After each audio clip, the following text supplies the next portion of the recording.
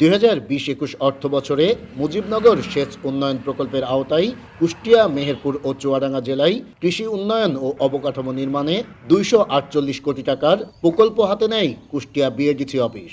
2024 সাল পর্যন্ত এ প্রকল্পের ব্যয় দেখানো হয়েছে 192 কোটি টাকা। কাজের অগ্রগতিও দেখানো হয়েছে 75%।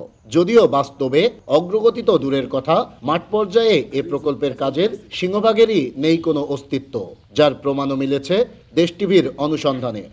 নিজেরাই আমরা কাটিনি।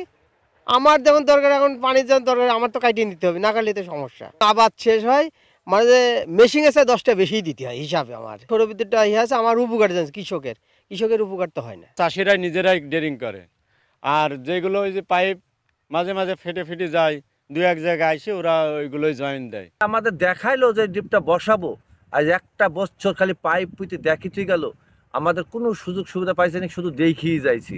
248 কোটি টাকার এ প্রকল্পের কাজ না করেই 192 কোটি টাকা ব্যয় দেখানো হয়েছে শুধুমাত্র কাগজে কলমেই। হরিলুট করা হয়েছে রাষ্ট্রের কোটি কোটি টাকা। কৃষকরা বলছেন এর সাথে জড়িত খোদ বিএডিসি অফিসের কর্মকর্তারা। ওরা মারি খাচ্ছে, আমরা কি পাই নাকি? আমরা কোনো সাহায্যই পাইনি।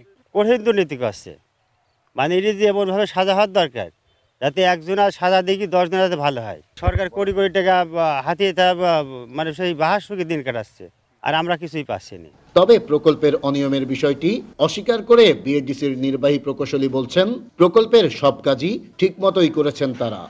এগুলা আসলে অভিযোগ সত্য নয়, বুঝছেন।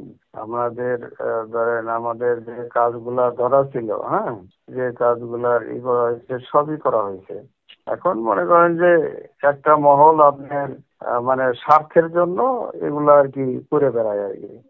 শুধুমাত্র কাগজে কলমে ব্যয় দেখিয়ে উন্নয়ন প্রকল্পের নামে রাষ্ট্রের কোটি কোটি টাকা আত্মসাৎকারীদের বিরুদ্ধে তদন্ত সাপেক্ষে ব্যবস্থা চাই 3 জেলার সুবিধাবঞ্চিত কৃষকেরা।